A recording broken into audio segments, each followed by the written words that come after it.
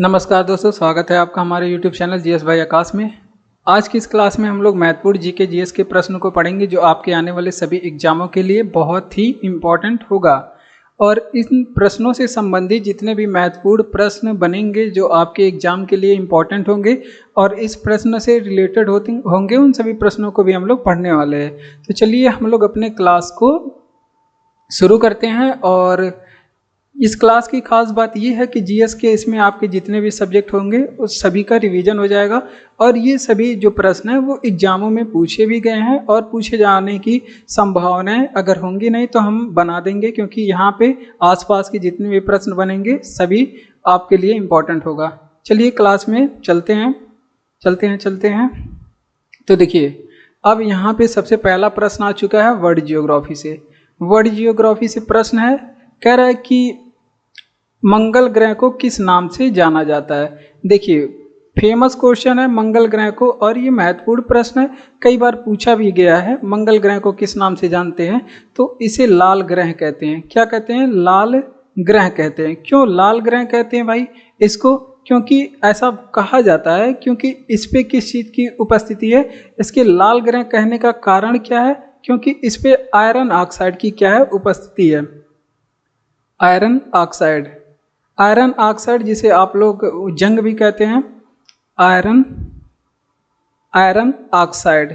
ठीक, ये बातें आप लोग यहाँ पे ऑक्साइड डे यहाँ पे लिख लीजिए। आयरन ऑक्साइड की यहाँ पे उपलब्धता है, इस वजह से इसका रंग क्या है? लाल है। उसके बाद अभी यहाँ पे करंट अफेयर का एक प्रश्न ये ध्यान रखेंगे कि अभी नासा ने एक रोवर भेजा था जिसका नाम था परसीवेरेंस। नासा ने परसीवेरेंस रोवर भेजा था। ठीक,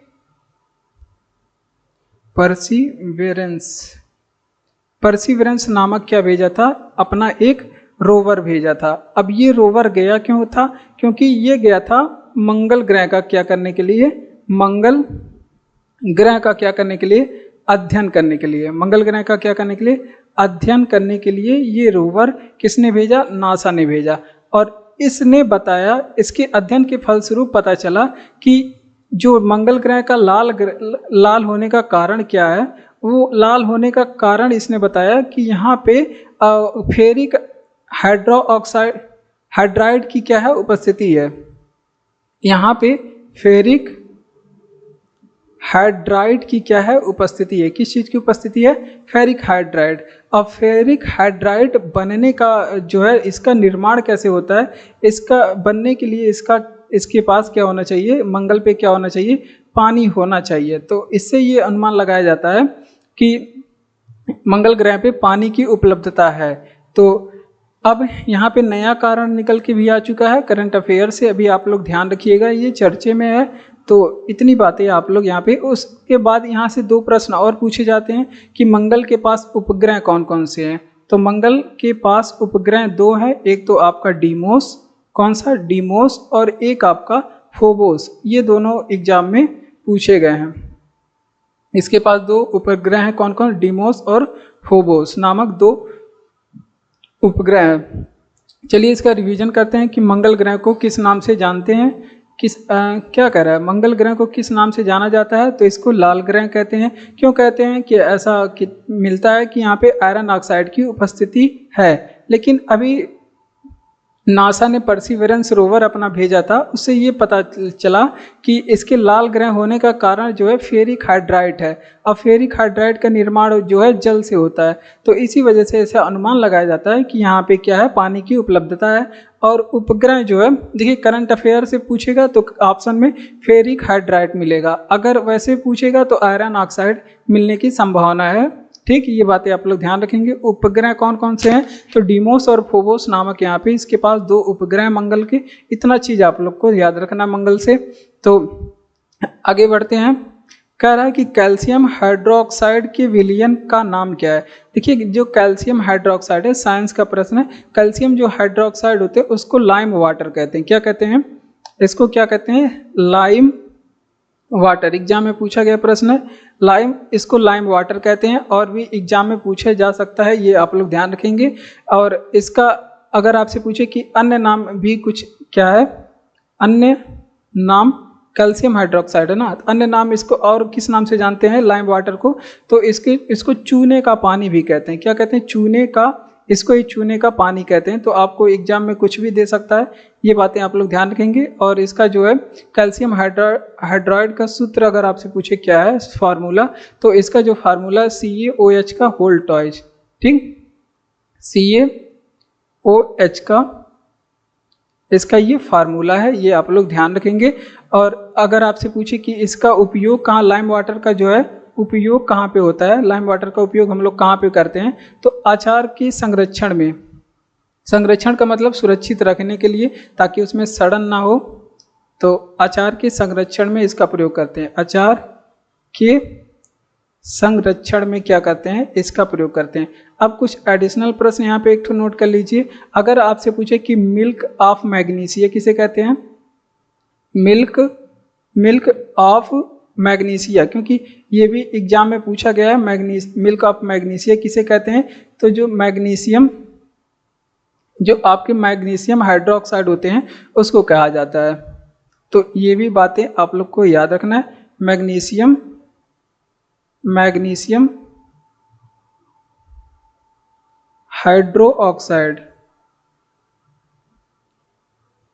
मैग्नीशियम हाइड्रोक्साइड, फार्मूला इसका क्या होता है याद रखेंगे, MgOH का होल टॉइस।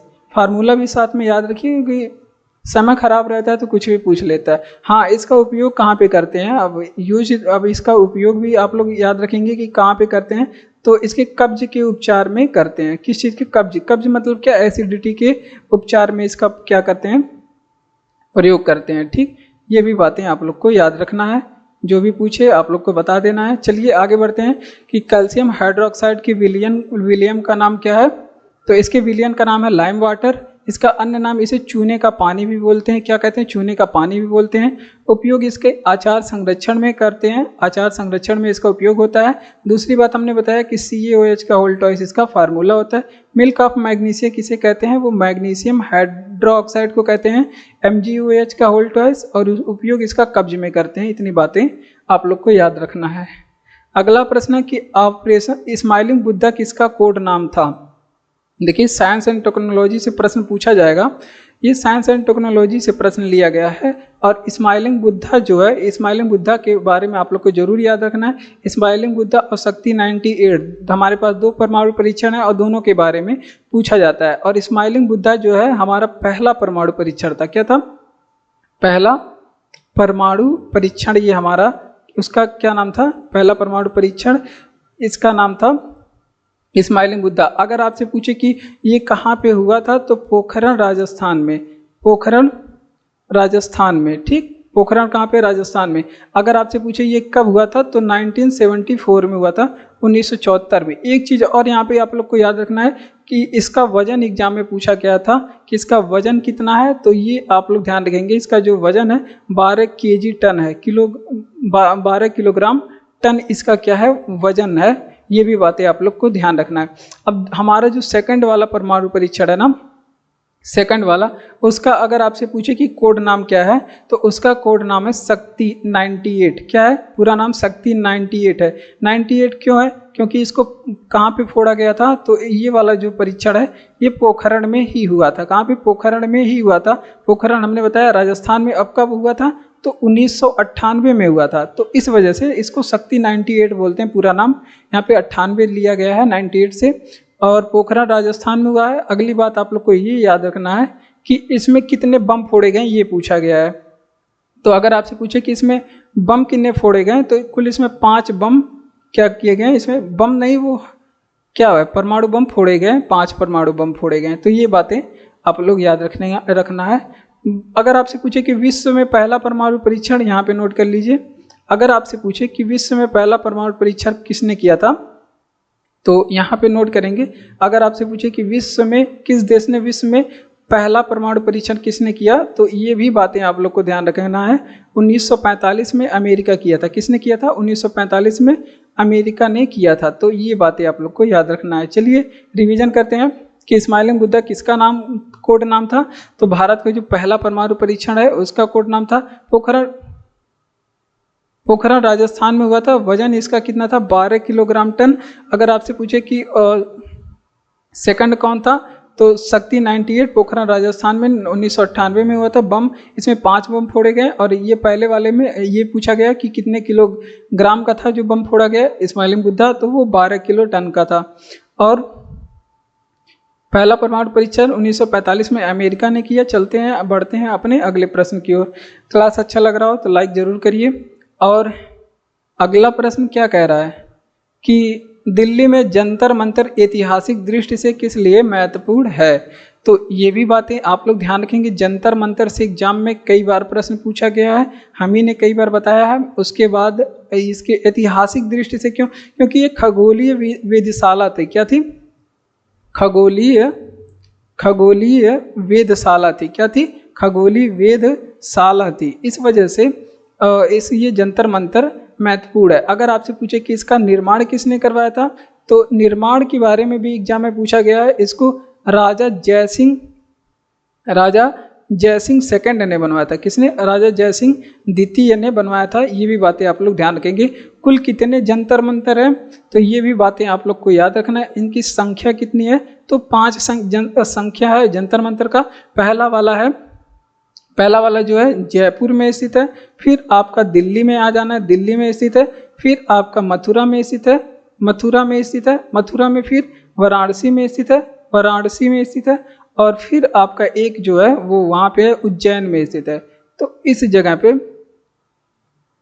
इतने जगह पे 5 जो है वेधशाला ये जयसिंह द्वितीय ने बनवाया था। ये भी बातें आप लोग ध्यान रखेंगे। अगर आपसे पूछे कि जो सबसे बड़ा वाला वेधशाला है वो जयपुर वाला है। सबसे बड़ा जो वेधशाला है, ये भी पूछा गया है कि सबसे बड़ा वेधशाला कौन सा है, तो जयपुर वाला है। और इसको 2010 में यूनेस्को में शामिल किया गया। ये भी बातें एग्जाम में पूछी गई है। तो ये चीज़ें आप लोग को याद रखना है। ठीक, तो 2010 में विश्व धरोहर में शामिल किया गया। ये भी बातें आप लोग को याद रखना है। चलिए, अब तो हो गया। चलिए इसका रिवीजन करते हैं कि दिल्ली में ऐतिहासिक दृष्टि से किस लिए महत्वपूर्ण। दिल्ली में जंतर मंतर ये खगोलीय वेधशाला है। हमने सभी जगह, ये केवल दिल्ली वाला यहाँ पे लिखा है, लेकिन हमने 5 जगह पे वेधशाला है सारा बता दिया। कितना वेधशाला है, इसकी 5 संख्या है। कौन कौन कहाँ पे? जयपुर में है, दिल्ली में है, मथुरा में, वाराणसी में, उज्जैन में। और सबसे बड़ा वाला जो है 2010 में यूनेस्को में शामिल किया गया वो जयपुर वाला है। निर्माण जयसिंह द्वितीय ने करवाया था। चलिए आगे बढ़ते हैं। अगला प्रश्न है, ये साइंस से है या फिर करंट अफेयर से भी है? करंट अफेयर से। भारत स्टेज उत्सर्जन मानक का अर्थ क्या है? तो देखिए, इसको बोलते हैं BSES। इसको बोलते हैं क्या है? भारत स्टेज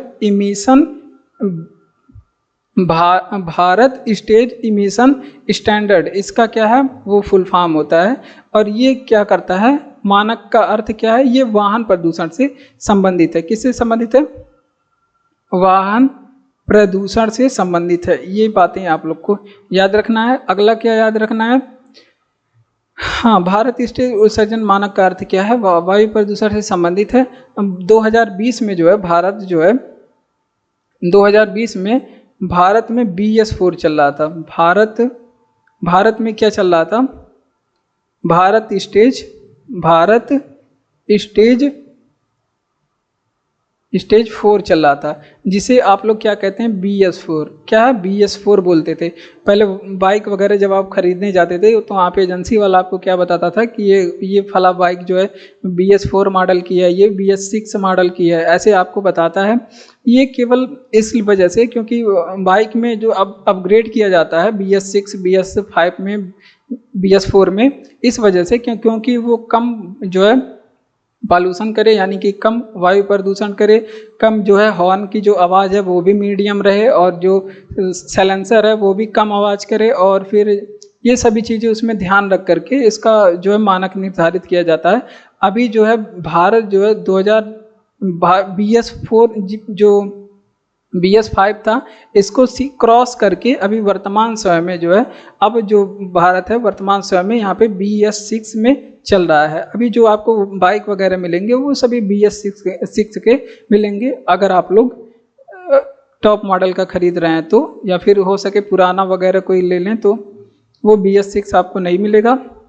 अगला प्रश्न है कि इसका संचालन कौन करता है। संचालन क्या पता कभी पूछ ले, तो संचालन ध्यान रखेंगे कि केंद्रीय प्रदूषण नियंत्रक बोर्ड इसका संचालन करता है। केंद्रीय प्रदूषण नियंत्रक बोर्ड इसका क्या करता है, संचालन करता है। ये बातें आप लोग को याद रखना है। चलिए इसका रिवीजन करते हैं कि भारत स्टेज उत्सर्जन मानक का अर्थ क्या है।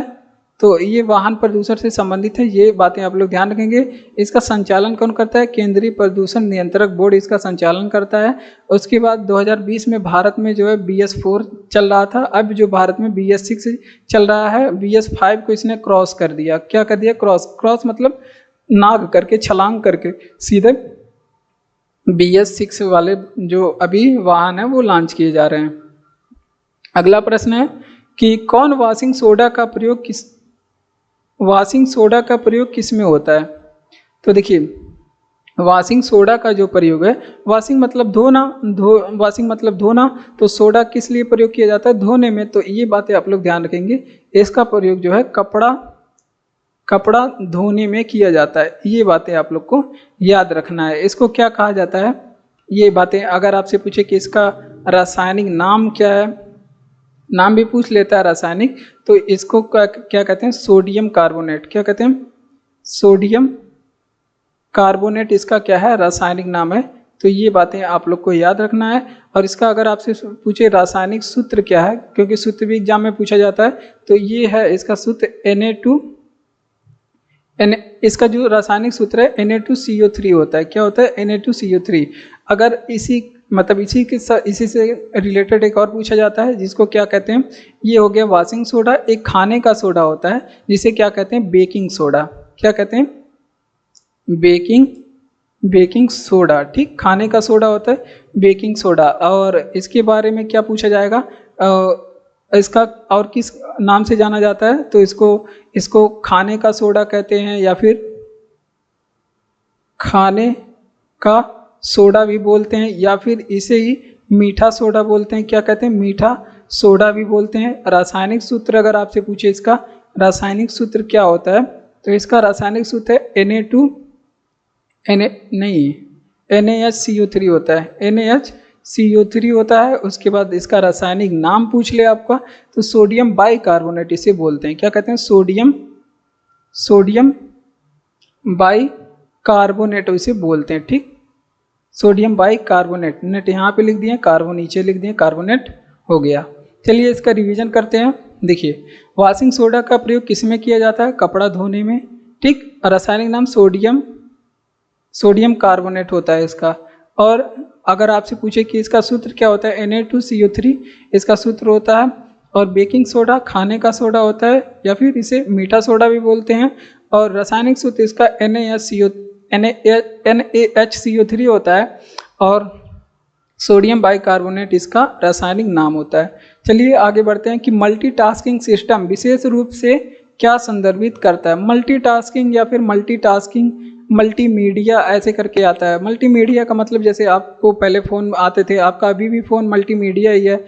मल्टीटास्किंग का मतलब टास्क मतलब कार्य, एक साथ कई कार्य कर सकें, तो इसको मल्टीटास्किंग कहा जाता है। तो इसका जो है अर्थ क्या हो गया मल्टीटास्किंग का, एक साथ सिस्टम जो है, सिस्टम का मतलब वो आपका जो संयंत्र है,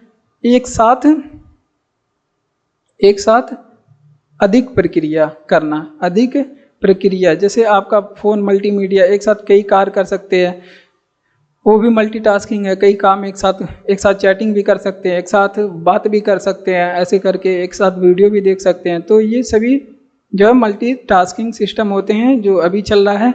हमने आपको कंप्यूटर के प्रकार बताए थे। आकार, अगर आपसे पूछे आकार एंड क्षमता के आधार पे कंप्यूटर कितने प्रकार के होते हैं, तो आकार और क्षमता के आधार पे 4 प्रकार के मुख्य रूप से। एक तो होता है माइक्रो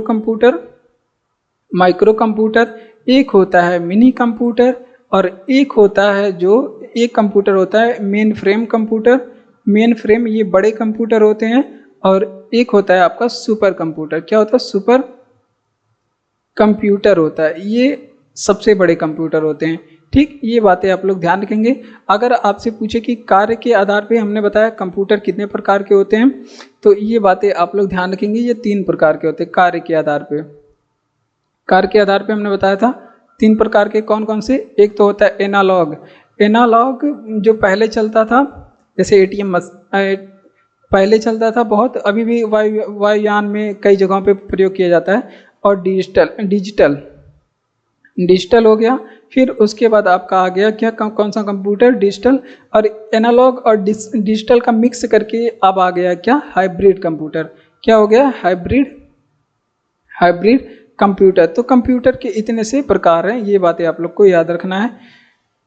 चलिए रिवीजन करते हैं इसका कि मल्टीटास्किंग सिस्टम विशेष रूप से क्या संदर्भित करता है कि एक साथ अधिक कार्य कर लें, वही आपका मल्टीटास्किंग हो गया। और आकार एवं क्षमता के आधार पर कंप्यूटर 4 प्रकार के, micro computer, mini computer, main frame computer और सुपर कंप्यूटर। और कार्य के आधार पर computer analog computer, digital computer और हाइब्रिड कंप्यूटर। एग्जाम्पल जैसे आपका एटीएम मशीन हो गया हाइब्रिड कंप्यूटर, यानी कि डिजिटल और एनालॉग का मिक्स। ठीक, और चलिए आगे बढ़ते हैं कि पीएम मोदी ने बीमा सखी योजना को कहाँ शुरू किया। तो ये भी महत्वपूर्ण है। अभी नए जो योजनाएं हैं इनके बारे में यहाँ पे आप लोग इस प्रश्न में पढ़ेंगे। देखिए पीएम मोदी ने बीमा सखी जो योजना है इसको हरियाणा में शुरू किया था। कहाँ से, हरियाणा में शुरू किया था। ये बातें आप लोग को ध्यान रखना है। और कुछ योजनाओं के बारे में आप लोग पढ़ लीजिए। जैसे अगर आपसे पूछे कि एकीकृत पेंशन योजना, एकीकृत जो है पेंशन योजना ये कब शुरू की गई थी, तो ये 1 अप्रैल 2025 को शुरू की गई थी। ये कब शुरू की गई, 1 अप्रैल 2025 को ये योजना शुरू की गई। अगर आपसे पूछे कि लाडली बहन योजना कहाँ पे शुरू किया गया, ये बातें आप लोग ध्यान रखेंगे। लाडली, ये करंट अफेयर के जो सभी अभी जो करंट के जो योजनाएं हैं उनके बारे में है। लाडली बहन योजना पूछ ले, या फिर आपसे पूछ ले कि पर्यटन श्री योजना कहाँ पे चलाई गई, पर्यटन श्री योजना कहाँ पे चलाई गई। तो ये दोनों योजनाएं जो है ये मध्य प्रदेश में है। कहाँ पे, मध्य प्रदेश में चलाई गई। एक आप लोग जो ध्यान रखेंगे कि मैया सम्मान योजना कहाँ पे है, मैया सम्मान योजना, ये योजना कहाँ पे चलाई गई, तो ये जो है झारखंड राज्य की योजना है। झारखंड राज्य जो कि बिहार से अलग हुआ है। चलिए इसका रिवीजन कर लेते हैं कि पीएम मोदी ने बीमा सखी योजना को कहाँ से शुरू किया, हरियाणा से, राजधानी चंडीगढ़। एकीकृत पेंशन योजना 1 अप्रैल 2025 से शुरू किया गया। लाडली बहन योजना भी अभी नई योजना है मध्य प्रदेश की।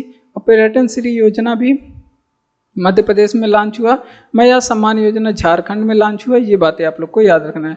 2011 में जनसंख्या घनत्व तो लगभग कितना था, तो 2011 में जो जनसंख्या घनत्व था 382 व्यक्ति, मतलब 2011 की जनगणना के अनुसार 2011 व्यक्ति प्रति किलोमीटर स्क्वायर में थे। ये था हमारा जनसंख्या घनत्व।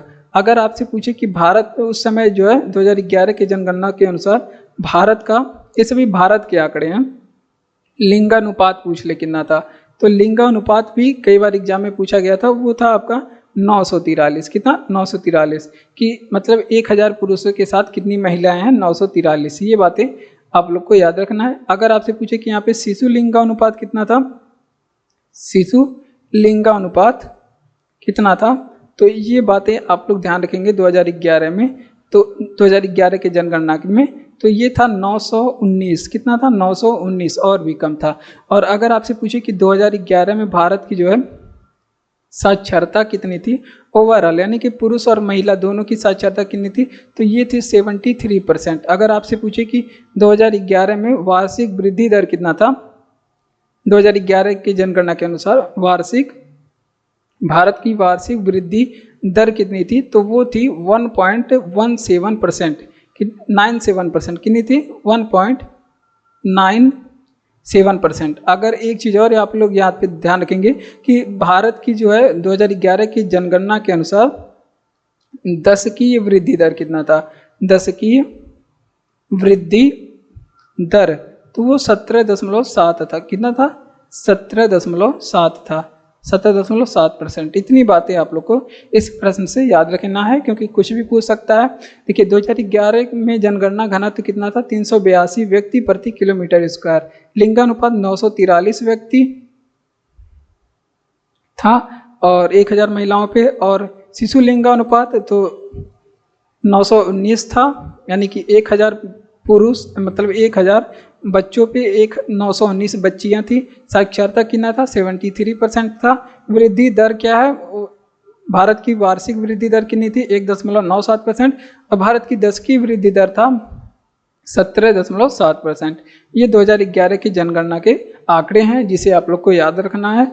और भारत में मुख्य चुनाव आयुक्त का कार्यकाल नहीं, भारत में मुख्य चुनाव आयुक्त को कार्यकाल से किसके द्वारा हटाया जा सकता है। तो महत्वपूर्ण प्रश्न है और ये पॉलिटी का प्रश्न है। किसका, पॉलिटी का। देखिए महत्वपूर्ण प्रश्न है, एग्जाम में पूछा गया है कि यहाँ से प्रश्न पूछे जाते हैं मुख्य चुनाव आयुक्त से जरूर।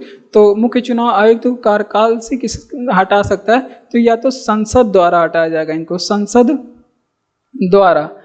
द्वारा, या फिर इनको कौन हटाएगा, राष्ट्रपति महोदय जी इनको हटा सकते हैं, क्योंकि राष्ट्रपति के प्रसाद पर्यंत पे ये कार्य करते हैं। राष्ट्रपति द्वारा हटाया जा सकता है, और संसद द्वारा जो है जब हटाया जाएगा तो इनको महाभियोग जैसी प्रक्रिया से हटाया जाएगा। महाभियोग से नहीं, महाभियोग जैसी प्रक्रिया से, क्योंकि महाभियोग से केवल राष्ट्रपति को हटाया जा सकता है और किसी को नहीं। और महाभियोग शब्द राष्ट्रपति के लिए है, तो इनको जो हटाया जाएगा वो राष्ट्रपति जैसी प्रक्रिया से, महाभियोग जैसी प्रक्रिया से हटाया जाएगा।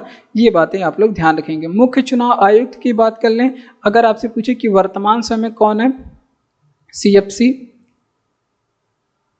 CEC अगर आपसे पूछ ले वर्तमान समय चीफ इलेक्शन कमीशन कौन है, तो इसका पदभार अभी वर्तमान समय, अगर आपसे पूछे वर्तमान समय कौन है, तो है उनका नाम ज्ञानेश कुमार। कौन है, ज्ञानेश कुमार वर्तमान समय हमारे मुख्य चुनाव आयुक्त हैं। ये बातें आप लोग ध्यान रखेंगे।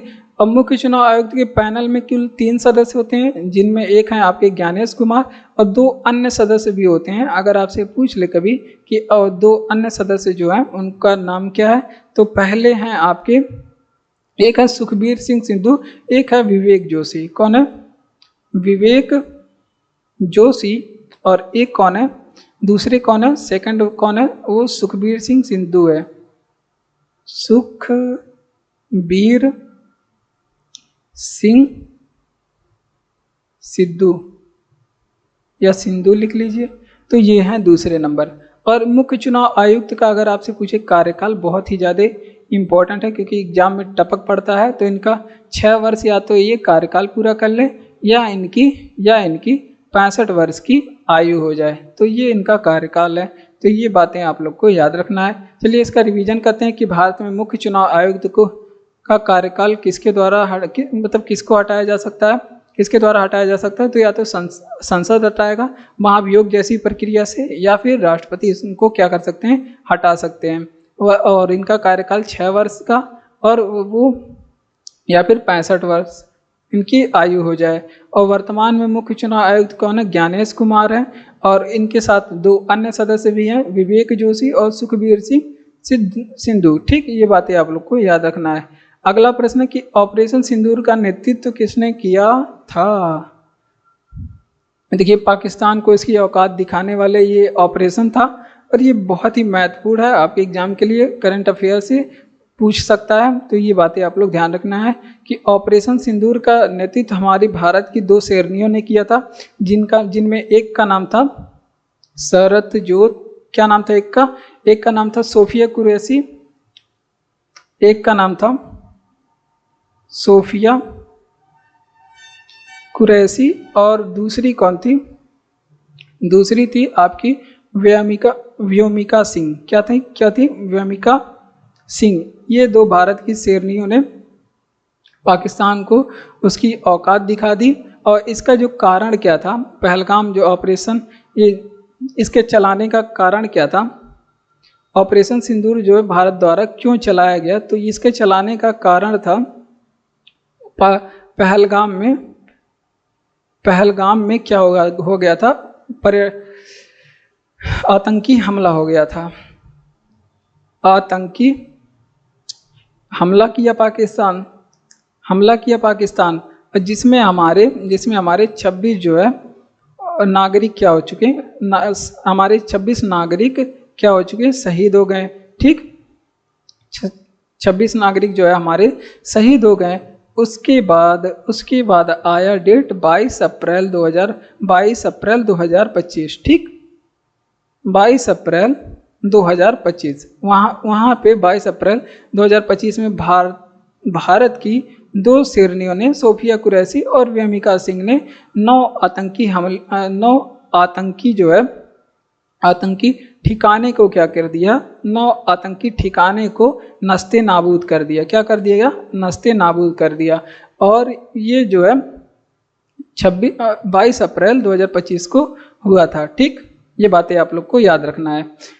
अगला प्रश्न है कि कौन बादशाह खान के नाम से जाना जाता था। तो बादशाह खान के नाम से खान अब्दुल गफ्फार खान को जाना जाता था। तो ये बातें यहाँ पे लिख लीजिए। खान अब्दुल गफ्फार खान को जाना जाता था। इसके अलावा इनके कुछ अन्य नाम भी थे जो एग्जामों में पूछे गए हैं। ज़्यादा तो इनके नाम ही पूछे जाते हैं। इनको सीमांत गांधी कहा जाता था। क्या कहा जाता है?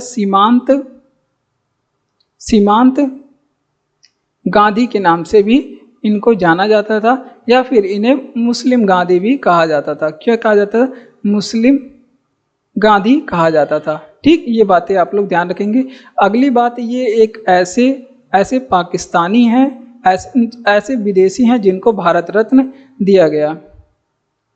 भारत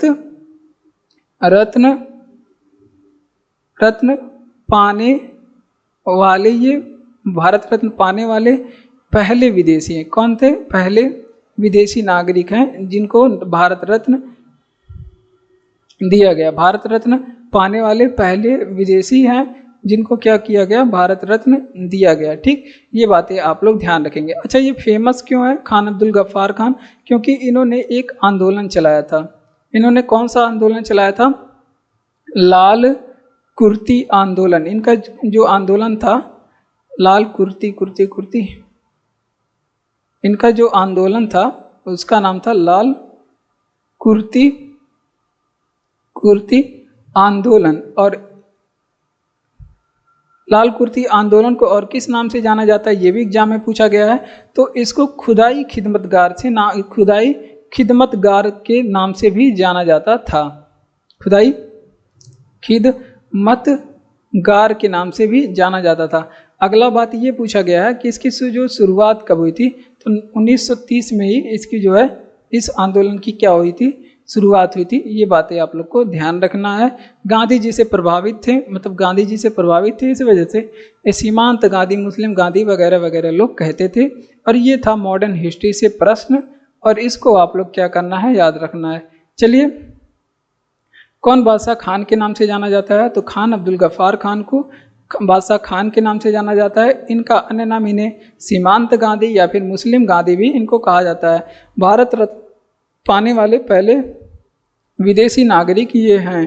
ठीक, लाल कुर्ती आंदोलन इन्हीं ने चलाया था, जिसे खुदाई खिदमतगार भी कहते हैं। शुरू कब हुआ था? 1930 में। ये सारी बातें एग्जाम में पूछी गई हैं, ये आप लोग याद रखना है आप लोग को। सैयद मोदी अंतर्राष्ट्रीय बैडमिंटन टूर्नामेंट 2024 में एकल खिताब किसने जीता? एकल खिताब किसने जीता? तो देखिए, महत्वपूर्ण प्रश्न है और करंट अफेयर से महत्वपूर्ण प्रश्न है। तो देखिए, अगर आपसे पूछे, यहाँ पे 2 बातें हो जाती हैं। अगर आपसे पूछे कि महिला एकल का खिताब किसने जीता, महिला एकल का खिताब किसने जीता, तो ये आप लोग बताएंगे पीवी सिंधु, और इनके साथ पीवी सिंधु ने जीता। अगर आपसे पूछे कि पुरुष एकल का खिताब किसने जीता, पुरुष एकल का खिताब किसने जीता, तो ये लक्ष्य सेन ने जीता था। किसने? लक्ष्य सेन ने जीता। ये बातें आप लोग को याद रखना है। अगर आपसे पूछे कि इसका जो आयोजन है, आयोजन कहाँ लिखे हैं, यहाँ पे लिख देते हैं। अगर आपसे पूछे कि ये टूर्नामेंट है, इसका जो आयोजन ये कहाँ पे हुआ, तो ये हुआ लखनऊ में। अब लखनऊ में अगर आपसे पूछे कि किस स्टेडियम में, तो ये भी बाबू आप लोग ध्यान रखेंगे, बाबू बनारसी दास इंडोर स्टेडियम में क्या हुआ था, इसका आयोजन हुआ था। ये खेल मतलब किस चीज़ का खेल था, तो यहाँ पे लिखा है बैडमिंटन का। ये भी बातें आप लोग को याद रखना है, करंट अफेयर से था, याद रखना है। चलिए फिर से रिवीजन। सैयद मोदी अंतर्राष्ट्रीय बैडमिंटन टूर्नामेंट 2024 में एकल का खिताब किसने जीता, तो ये पीवी सिंधु ने जीता। और पुरुष एकल के खिताब लक्ष्य सेन ने जीता। आयोजन किसने, कहाँ पे हुआ, लखनऊ में, बाबू बनारसी दास इंडोर स्टेडियम में। ये बातें आप लोग को याद रखना है। चलिए आगे बढ़ते हैं कि केसर का बड़े पैमाने का उत्पादन कहाँ होता है, तो केसर का जो बड़े पैमाने का पे उत्पादन जो है इसका, ये जम्मू कश्मीर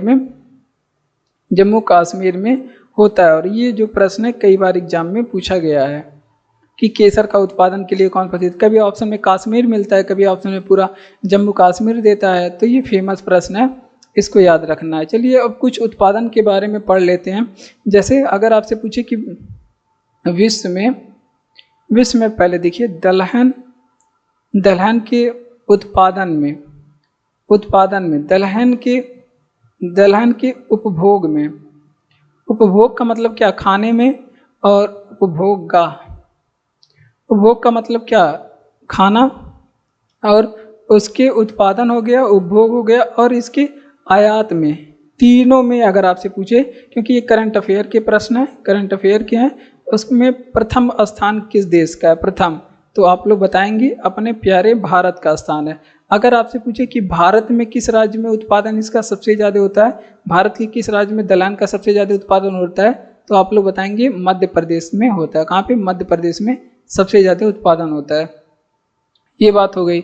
अगर आपसे पूछे कि कॉफ़ी के उत्पादन में, ये भी करंट अफेयर से लीजिए, अगर आपसे पूछे कि कॉफ़ी उत्पादन में भारत का विश्व में स्थान क्या है, कॉफ़ी उत्पादन में जो है भारत जो है विश्व में किस स्थान पे है, तो ये 7 नंबर पे है। अगर आपसे पूछे कि भारत में सर्वाधिक कॉफ़ी का उत्पादन कौन सा राज्य करता है, सर्वाधिक कॉफ़ी का उत्पादन भारत में कौन सा राज्य करता है, तो ये बातें आप लोग ध्यान रखेंगे। कौन, कर्नाटक राज्य करता है। कौन सा, कर्नाटक सबसे ज़्यादा कॉफ़ी का उत्पादन। चलिए रिवीजन करते हैं कि केसर का बड़े पैमाने पर उत्पादन कहाँ पे होता है, जम्मू कश्मीर में। कहाँ पे, जम्मू कश्मीर में। दलहन के उत्पादन और आयात और उपभोग में तीनों में पहला स्थान विश्व में किसका है, विश्व में, ये विश्व का डाटा है, ये बातें आप लोग ध्यान रखेंगे। विश्व, चलिए शिवम कर देते हैं, विश्व। अब भारत में सबसे ज़्यादा उत्पादन जो है मध्य प्रदेश करता है। कॉफ़ी का उत्पादन में भारत 7वें स्थान पे, पूरे विश्व में 7वें स्थान पे है। और जो है, और सर्वाधिक भारत में कौन सा राज्य उत्पादन करता है कॉफ़ी, वो कर्नाटक उत्पादन करता है। क्योंकि ये सभी आंकड़े भी पूछे जाते हैं, अभी नए आंकड़े हैं, तो ये आप लोग ध्यान रखेंगे।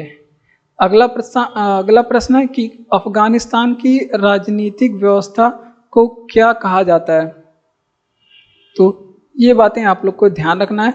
अफगानिस्तान आ गया, तो इस्लामी अमीरात ऑफ अफगानिस्तान इसको कहा जाता है। क्या कहा जाता है, इस्लामी अमीरात ऑफ अफगानिस्तान कहा जाता है इसको। इस्लामिक अमीरात ऑफ अफगानिस्तान कहा जाता है। महत्वपूर्ण प्रश्न है, एग्जाम में पूछा गया है।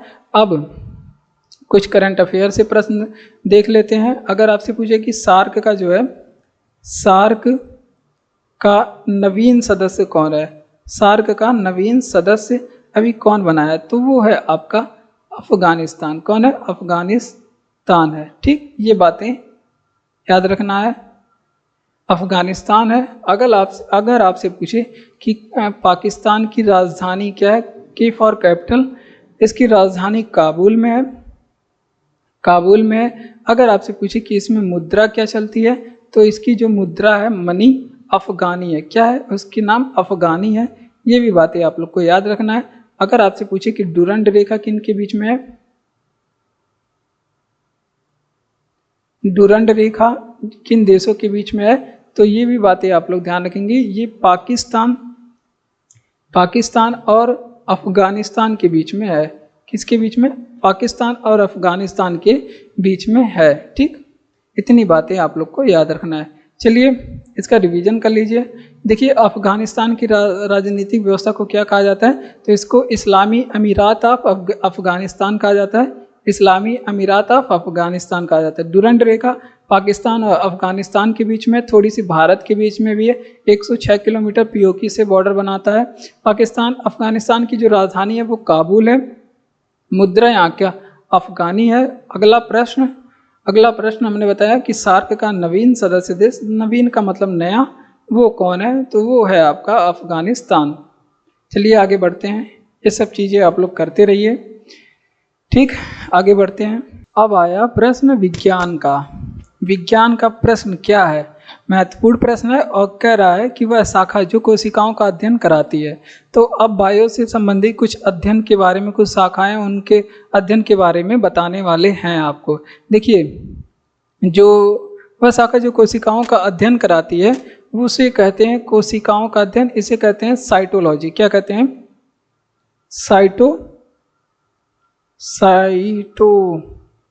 साइटोलॉजी।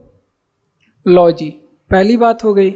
अगली बात आप लोग को ये याद रखना है कि पूछा जाएगा आपसे कि कोशिकाओं का खोज किसने किया था।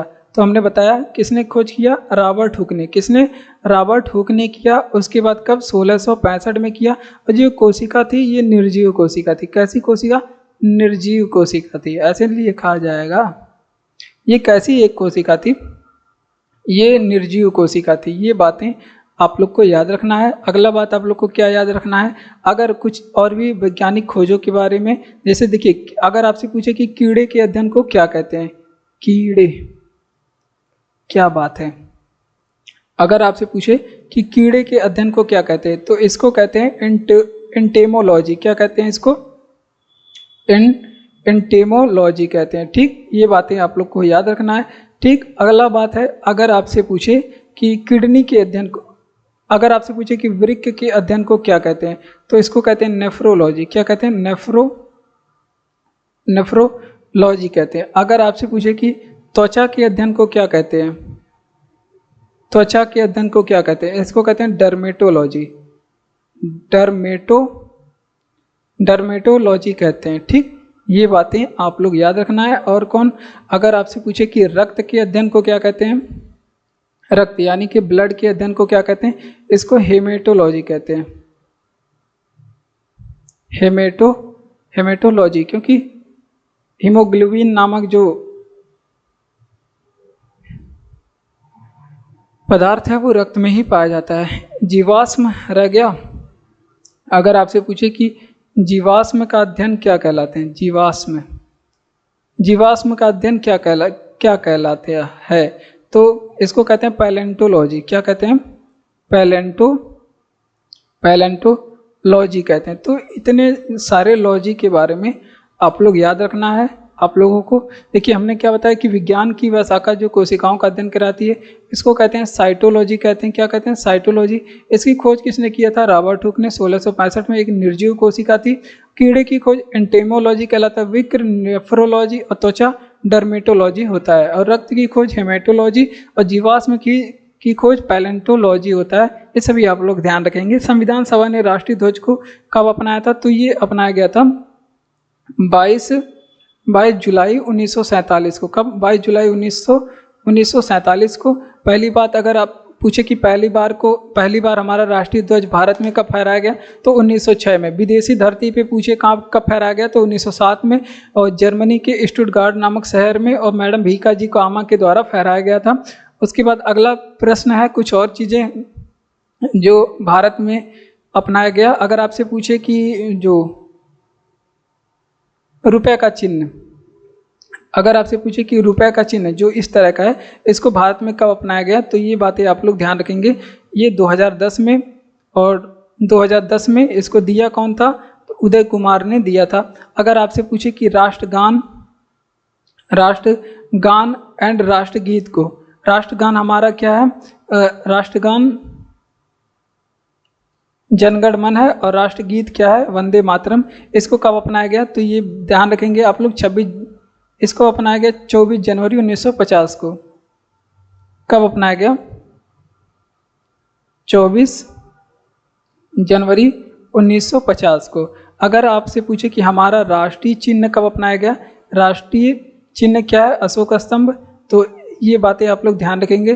तो इसको कब अपनाया गया, तो ये अपनाया गया 26 जनवरी 1950 को। ठीक, ये 26 जनवरी 1950 को। राष्ट्रीय पंचांग कब अपनाया गया, इसके बारे में पूछे, अगर आपसे पूछे कि राष्ट्रीय पंचांग कब अपनाया गया, तो राष्ट्रीय पंचांग जो है 1957 को, 22 मार्च 1957 को अपनाया गया। कब, 22 मार्च 1957 को। इतनी बातें आप लोग को आज़ादी के बाद, इतनी बात आप लोग को याद रखना है। चलिए इसका रिवीजन कर लेते हैं कि संविधान सभा ने राष्ट्रीय ध्वज को कब अपनाया, 22 जुलाई 1947 को।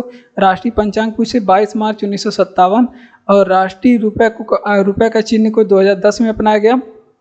राष्ट्रगान क्या है, राष्ट्रगान हमारा 24 जनवरी 1950 को अपनाया गया, और राष्ट्र चिन्ह जो है 26 जनवरी 1950 को ये अपनाया गया। खट्टे दूध में कौन सा अम्ल होता है, देखिए अगर आपसे पूछे खट्टे दूध में ना, देखिए दूध में वैसे तो जब दूध फट जाता है या फिर खराब हो जाता है तो उसमें जो है अम्ल आते हैं, और कौन से अम्ल आते हैं, लैक्टिक अम्ल आते हैं। कौन से अम्ल, लैक्टिक अम्ल आते हैं। अब दूध से प्रश्न बहुत तरह के पूछे जाते हैं। अगर आपसे पूछे कि दूध में शर्करा कौन सी पाई जाती है, तो आप लोग ध्यान रखेंगे लैक्टोज नामक शर्करा पाई जाती है, लैक्टोज।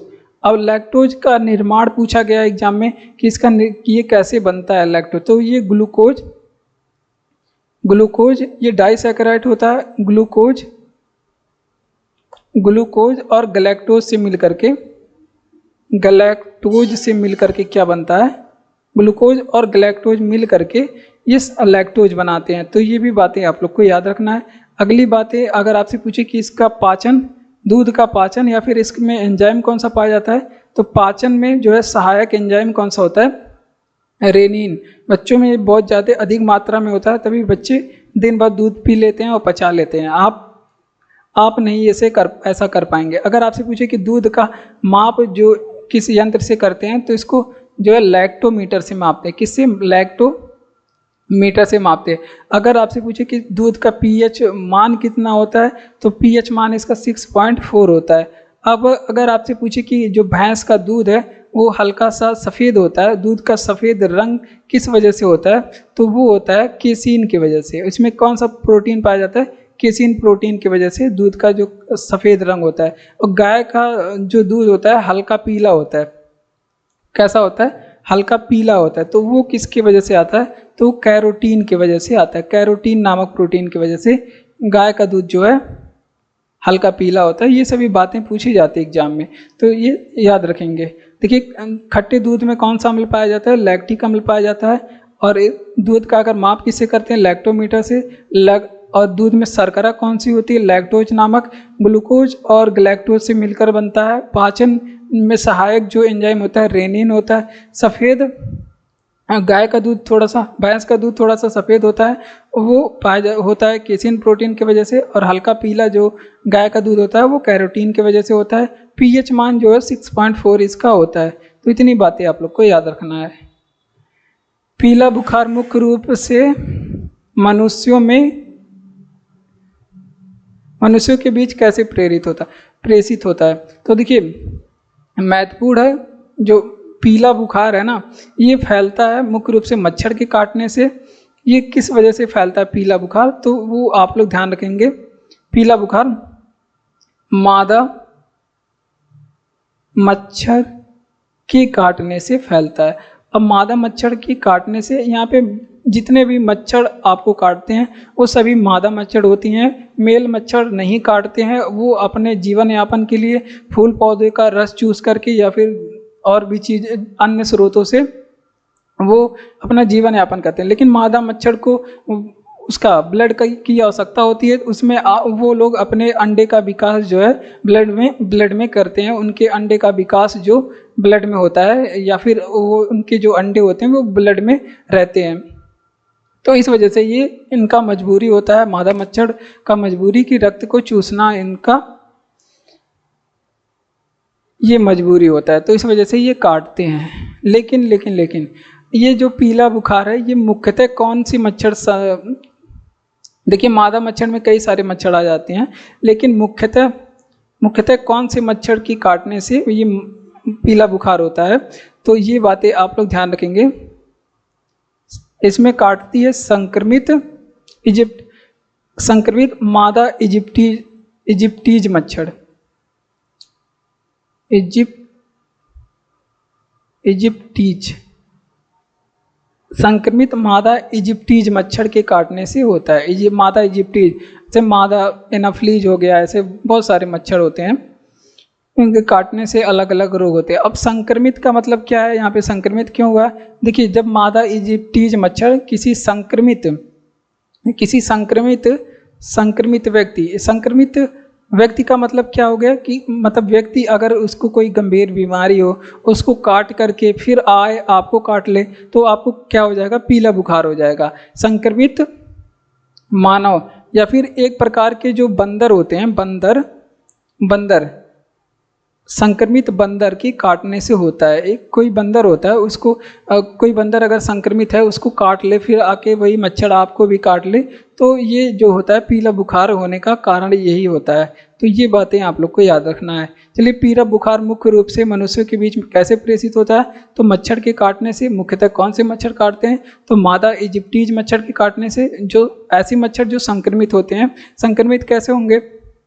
वो पहले आकर के किसी संक्रमित मानव को काट लिए, कोई बीमारी है गंभीर, या फिर कोई संक्रमित बीमार किसी बंदर को काट लिए जो बीमार है एकदम, और वो काटने के बाद फिर जाके किसी स्वस्थ व्यक्ति को काट ले, तो वो उस कंडीशन में पीला बुखार होता है। तो ये बातें आप लोग याद रखना है आप लोग को। अगला प्रश्न है, महत्वपूर्ण है कि भारत में ब्रिटिश शासन का अंत कब हुआ था? तो ये 1947 में हुआ था। 1947 में ब्रिटिश शासन का अंत हुआ था। देखिए, भारत में अगर आपसे पूछे कि ब्रिटिश राज कब से कब तक चला था, ब्रिटिश अगर आपसे पूछे कि भारत में ब्रिटिश राज कब से कब तक चला था, तो देखिए 1858 में भारत शासन अधिनियम आया था, तब से लेकर के 1947 तक चला था। कब चला था? 1947 तक। देखिए अब यहाँ पे भारत शासन 1958 को पढ़ते हैं। देखिए 1858 में भारत शासन अधिनियम आता है, भारत शासन अधिनियम आता है। और ये भारत शासन अधिनियम क्या था? तो इसके तहत ना, भारत शासन अधिनियम कंपनी का जो शासन था, इसके तहत कंपनी का जो शासन था उसको क्या कर दिया गया? समाप्त कर दिया गया। और जो भारत का शासन है, भारत शासन अधिनियम के तहत भारत का जो शासन है वो ब्रिटिश क्राउन के हाथ में चला गया। तो ये बातें आप लोग ध्यान रखेंगे, ब्रिटिश क्राउन के हाथ में चला गया।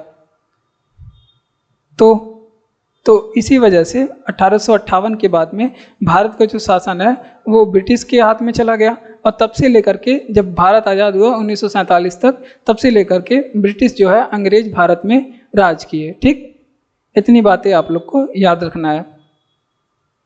अगला प्रश्न है कि इसरो के पहले अध्यक्ष कौन थे? महत्वपूर्ण प्रश्न है और प्राउड फील कराने वाला प्रश्न है, क्योंकि आज उसकी वजह से ही हम लोग चांद पे पहुंच पाए हैं। तो देखिए, जो इसरो के वर्तमान मतलब पहले अध्यक्ष के बारे में पूछा है, तो वो थे आपके विक्रम साराभाई। कौन थे? यहाँ पे नोट करेंगे, वो थे आपके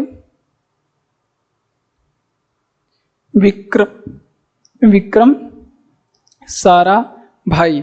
अब विक्रम साराभाई कह सकते हैं पहले अध्यक्ष, या इसरो के संस्थापक भी कह सकते हैं।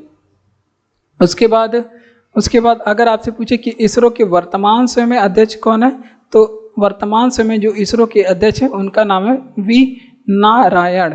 क्या नाम है? वी नारायण इनका नाम है। और इसरो की अगर आपसे पूछे इसरो की स्थापना कब हुई, तो ये बातें आप लोग ध्यान रखेंगे, 15 अगस्त 1969 को इसरो की स्थापना हुई।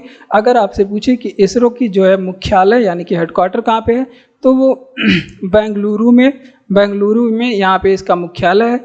अगली बात, अगर इसरो के बारे में आप लोग जानना चाहते हैं तो इंडियन, इसका फुल फॉर्म भी याद रखेंगे, Indian space space research organisation, इसका क्या होता है? ऑर्गेनाइजेशन, इसका क्या होता है? फुल फॉर्म होता है। तो इतनी बातें आप लोग को इसरो से याद रखना है। चलिए इसका रिवीजन कर लेते हैं कि इसरो के पहले अध्यक्ष विक्रम साराभाई थे, संस्थापक भी यही थे, वर्तमान अध्यक्ष वी नारायण हैं और इसरो की स्थापना 15 अगस्त 1969 को, मुख्यालय इसका बेंगलुरु में है और इसरो जो है इंडियन स्पेस रिसर्च ऑर्गेनाइजेशन है। अगला प्रश्न है कि संयुक्त राज्य अमेरिका का लोकप्रिय याकी स्टेडियम कहाँ पे स्थित है? तो संयुक्त राज्य अमेरिका, ये महत्वपूर्ण प्रश्न है, एग्जाम में पूछा गया।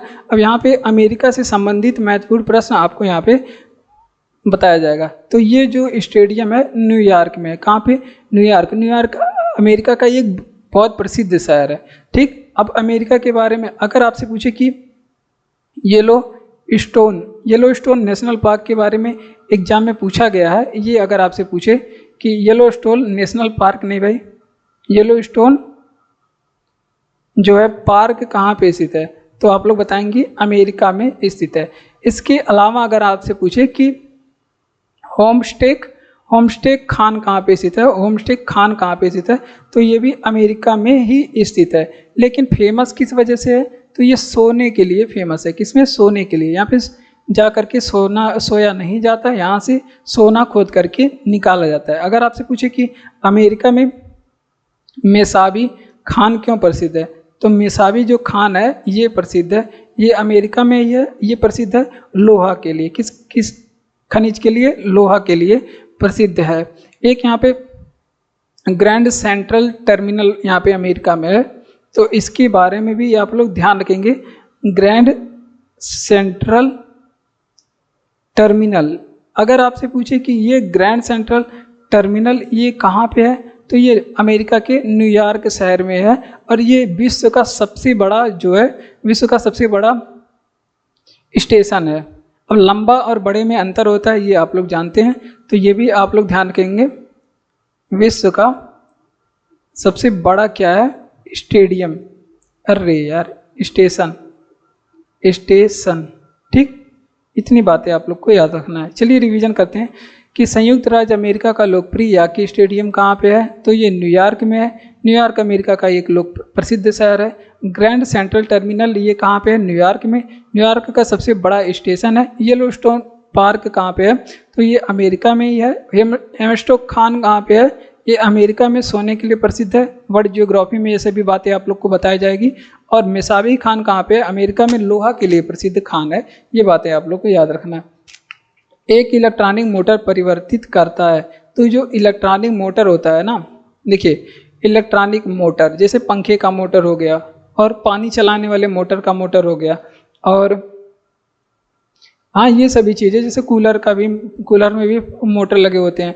तो ये जो परिवर्तित करते हैं ना, ये पहले विद्युत ऊर्जा लेते हैं, विद्युत ऊर्जा वो देते हैं किसको? यांत्रिक ऊर्जा। यांत्रिक ऊर्जा का मतलब वो कार्य करके देते हैं, आपको हवा लगती है पंखे से, तो वो हो गया यांत्रिक ऊर्जा। ठीक, तो ये बातें आप लोग, इसी का सेम उल्टा होता है जनरेटर। क्या होता है? जनरेटर। एग्जाम में कभी कभी जनरेटर करके पूछता है, या फिर एग्जाम में कभी कभी डायनेमो करके भी पूछ लेता है। क्या पूछता है? डायनेमो। दोनों सेम ही चीज़ है। मुझे लगता है जनरेटर जो है ये एसी करंट और डायनेमो ये डीसी करंट बनाता है।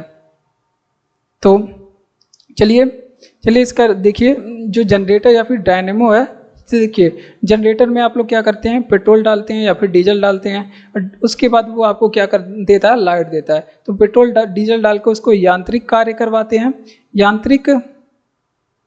यांत्रिक कार्य के बदले वो हम लोग को इलेक्ट्रिसिटी देता है, यानी कि वो हमको विद्युत ऊर्जा देता है। तो इसके बारे में भी आप लोग ध्यान रखेंगे, ये यांत्रिक ऊर्जा को कन्वर्ट करता है विद्युत ऊर्जा में। उसी तरह पेड़ पौधे प्रकाश संश्लेषण करते हैं, आप लोग जानते हैं क्या करते हैं? प्रकाश संश्लेषण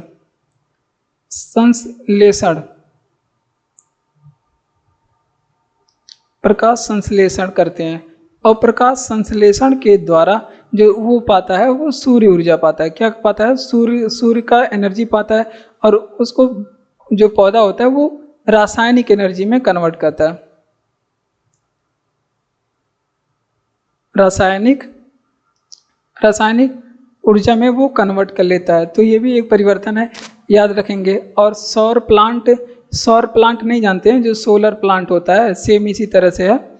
सोलर प्लांट जो सौर ऊर्जा पैनल होता है, प्लांट, अगर आपसे पूछे कि वो क्या काम करता है तो वो भी प्रकाश ऊर्जा को या फिर सौर ऊर्जा को कह सकते हैं, वो करता है किस में कन्वर्ट, विद्युत ऊर्जा में करता है। तो ये बातें आप लोग को याद रखना है। चलिए रिवीजन करते हैं कि एक इलेक्ट्रॉनिक मोटर परिवर्तित करता है विद्युत ऊर्जा को यांत्रिक ऊर्जा।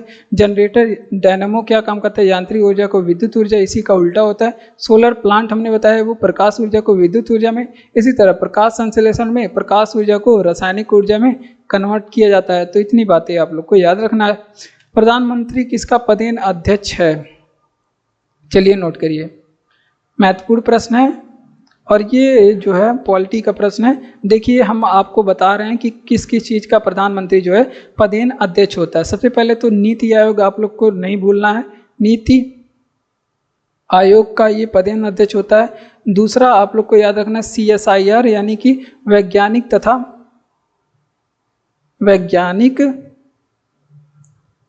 तथा औद्योगिक, इसको कहा जाता है वैज्ञानिक तथा औद्योगिक अनुसंधान संस्थान या फिर परिषद। ठीक, इसका क्या होता है, जिसको CSIR बोलते हैं, CSIR, इसका पदेन अध्यक्ष होता है। ये भी बातें आप लोग को याद रखना है। और इसके अलावा जो है राष्ट्रीय विकास परिषद का भी ये पूछ ले अगर पदेन अध्यक्ष कौन होता है, तो वो होते हैं प्रधानमंत्री साहब। और उसके बाद परमाणु ऊर्जा आयोग का अध्यक्ष कौन होता है, परमाणु ऊर्जा आयोग का अध्यक्ष कौन होता है, तो वो भी आपके प्रधानमंत्री साहब जी होते हैं। अगर आपसे पूछे कि अंतरिक्ष आयोग, राष्ट्रीय अंतरिक्ष आयोग के अध्यक्ष कौन होते हैं, वो भी आपके प्रधानमंत्री साहब जी होते हैं। 1972 में इसकी स्थापना हुई थी। राष्ट्रीय वन्य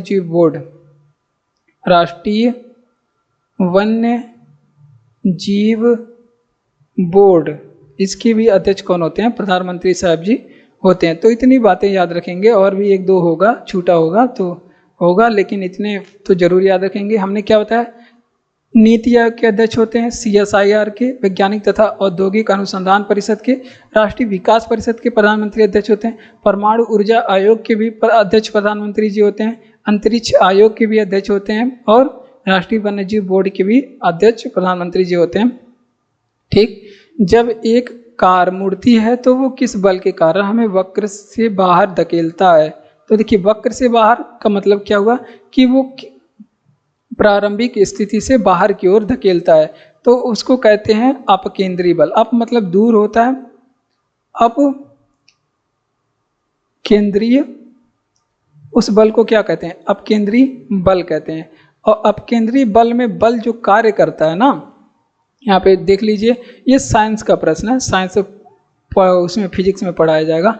दो प्रकार के बल होते हैं, एक अपकेंद्री बल होता है और एक होता है दूसरा कौन सा होता है, अभिकेंद्री बल, या फिर इसको केंद्राभिमुख बल भी बोलते हैं, अभिकेंद्रीय बल ये दोनों अभिकेंद्री बल होता है।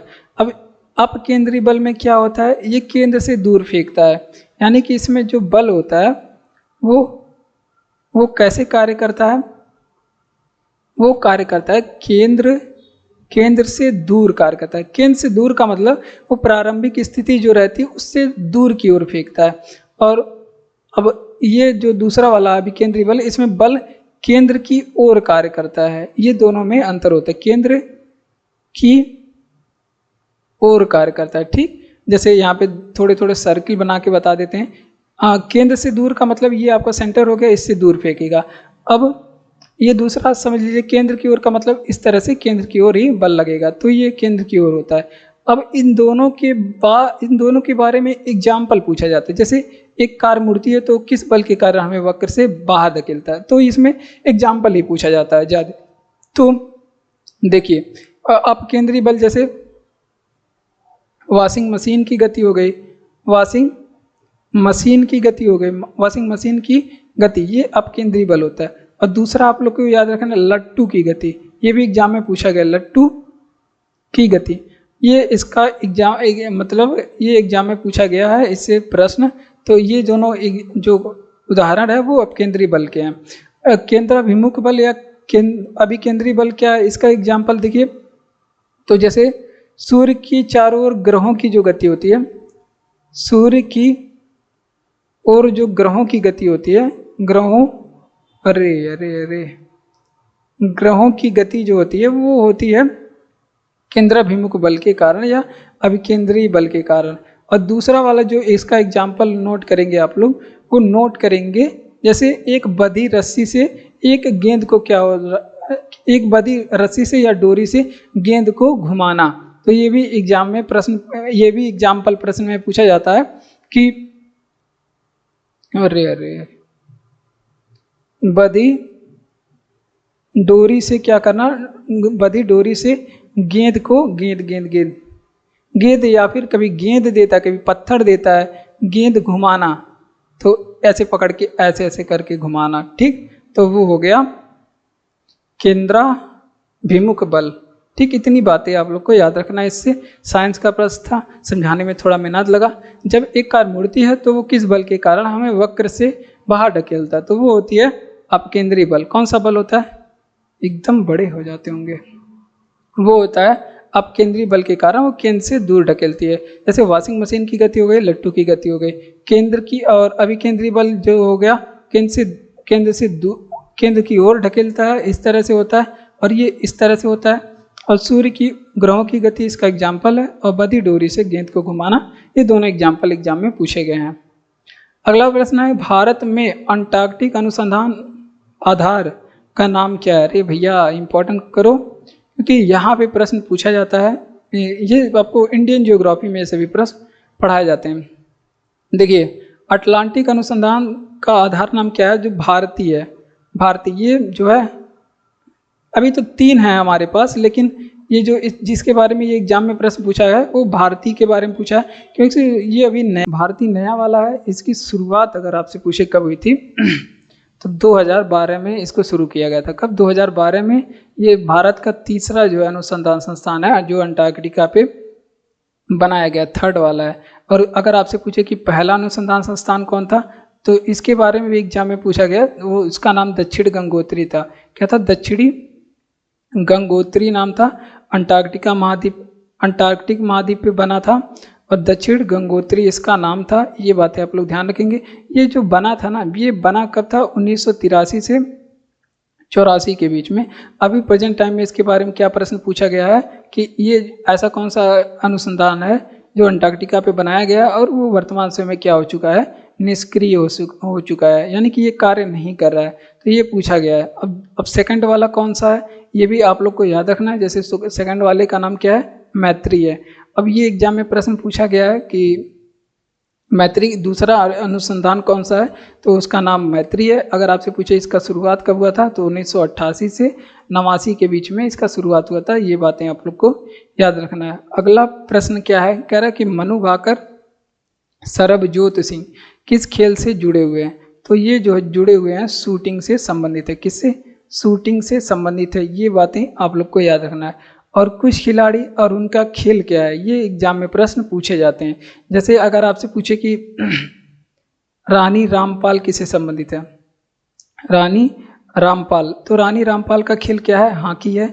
ये हॉकी की प्लेयर हैं। अगर आपसे पूछे कि राफेल नडाल किस खेल से संबंधित है, ये पूछा गया है। राफेल नडाल किस खेल से संबंधित, ये टेबल टेनिस खेलते हैं। क्या खेलते हैं, टेबल टेनिस खेलते हैं, और स्पेन के रहने वाले हैं। ये भी साथ में याद रखेंगे। अगर आपसे पूछे प्रवीण कुमार किससे संबंधित है,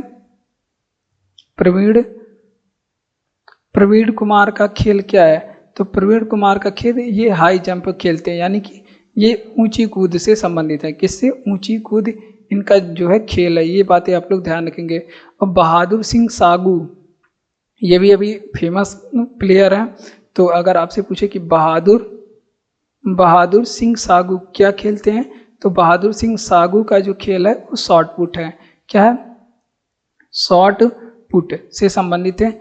ये भी बातें आप लोग ध्यान रखेंगे। हरविंदर सिंह भी फेमस प्लेयर है, हरविंदर सिंह। ये अगर आपसे पूछे किस चीज़ के प्लेयर हैं तो ये तीरंदाज हैं। क्या है, तीरंदाज या फिर निशानेबाजी से संबंधित हैं। ये बातें आप लोग ध्यान रखेंगे।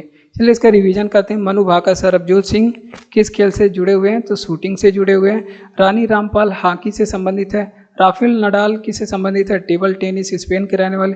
प्रवीण कुमार ऊंची कूद के खिलाड़ी हैं। और बहादुर सिंह सागु शॉट पुट के। और हरविंदर सिंह ये तीरंदाज की क्या है, प्लेयर है। ये बातें आप लोग याद रखेंगे। आगे बढ़ते हैं। अगला है हमारा, कह रहा है कि पहली बार Arjun award life time achievement पुरस्कार किसे दिया गया, तो ये भी करंट अफेयर का है। पहली बार ये दिया गया है और किसे दिया गया है, तो सुच्चा सिंह और मुरलीकांत पाटेकर को दिया गया। किसको दिया गया, सुच्चा सिंह एंड मुरलीकांत पाटेकर को अगर आप लोग नहीं जानते तो एक मूवी आई है चंदू चैंपियन, उसमें मुरलीकांत पाटेकर की ही कहानी बताई गई है। तो मुरलीकांत पाटेकर और सुच्चा सिंह के बारे में आप लोग याद रखेंगे। और कुछ अवार्ड के बारे में एग्जामों में पूछे जाते हैं। कुछ हमारे पास अवार्ड हैं, जैसे कि अगर आपसे पूछे कि हैरी मेसेल अवार्ड किसे दिया गया, हैरी मेसेल अवार्ड से किसे सम्मानित किया गया, तो वो विभव तालुकदार को दिया गया। किसको दिया गया, विभव तालुकदार को दिया गया। अब ये हैरी मेसेल पुरस्कार अगर आपसे पूछे प्रदान कौन सी संस्था करती है, तो IUCN देता है। IUCN का मतलब क्या हो गया, international union for conservation of nature. ये इसको प्रदान करता है, ये इस पुरस्कार को, हैरी मेसेल पुरस्कार, जो आपके लुप्त प्राणियों को क्या करता है, रेड डाटा बुक जारी करता है। ये बातें आप लोग ध्यान रखेंगे।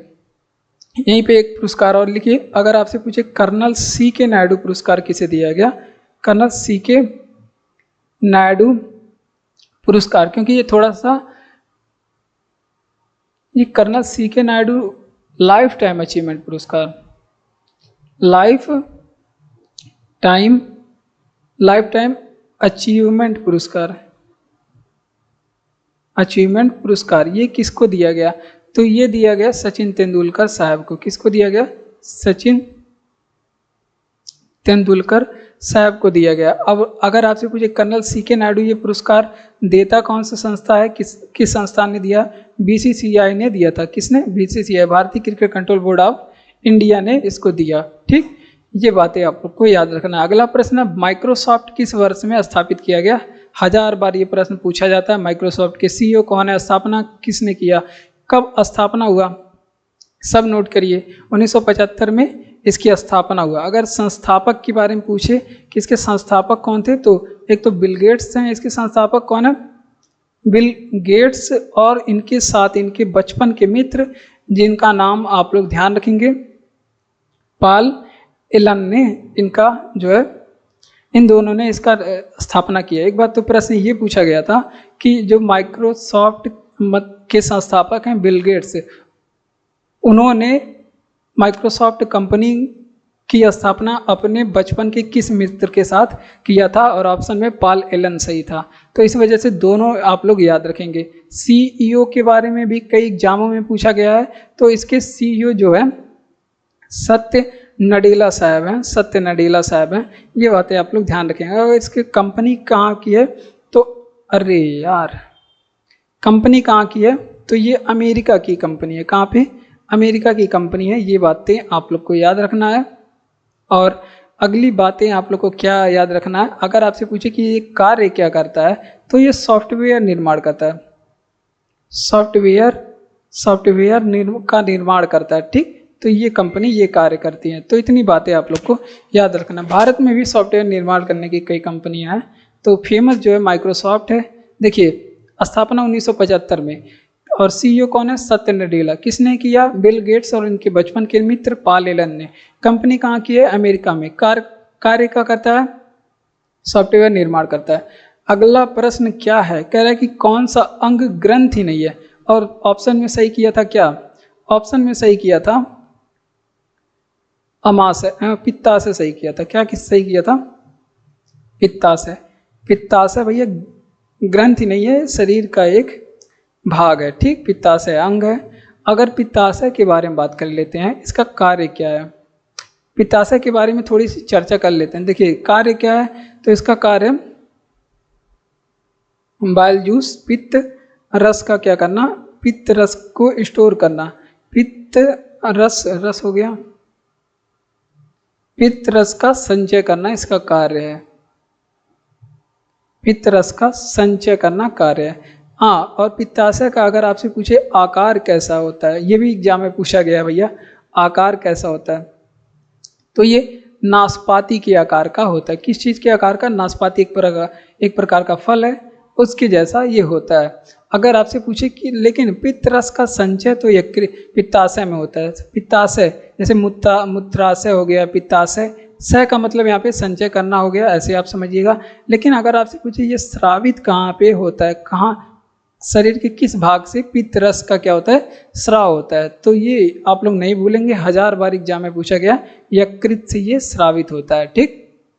अगर आपसे पूछे कि इसका पीएच मान क्या होता है, पीएच मान भी एग्जाम में पूछा गया, 7.7 होता है। प्रकृति कैसी होती है, तो क्षारीय, 7.7 होगा तो क्षारीय होगा, ये भी बात एग्जाम में पूछा गया है। और रंग इसका कैसा होता है, तो पित्त रस का रंग भी एग्जाम में पूछा गया है, तो ये पीले हरे रंग का होता है, पीले हरे रंग का होता है, ठीक। ये बातें आप लोग ध्यान रखेंगे। इसी वजह से मानव मल का जो रंग होता है वो पीला रंग होता है, ये भी बातें अंदर की है, याद रखिएगा। चलिए, कौन सा अंग ग्रंथि नहीं है, तो पित्ताशय ऑप्शन में सही किया था। वैसे ऑप्शन वाला प्रश्न है, ऑप्शन डिपेंडेबल प्रश्न है, तो हमने क्या किया, पित्ताशय को लपेट दिया। कार्य क्या है इसका, पित्त रस का संचय करना। आकार कैसा है, नाशपाती। कार्य कैसा, ये जो स्रावित कहाँ से होता है, पित्त रस, यकृत से। पीएच मान 7.7 क्षारीय होता है, और जो है इसका रंग पीले हरे रंग का होता है, ठीक। आगे बढ़ते हैं, तो जय हिंद। क्लास में बस इतना ही, आगे मिलते हैं अगले क्लास में। तब तक आप लोग हंसते रहिए, मुस्कुराते रहिए, पढ़ते रहिए और अच्छे आचरण करिए। जय हिंद, जय भारत।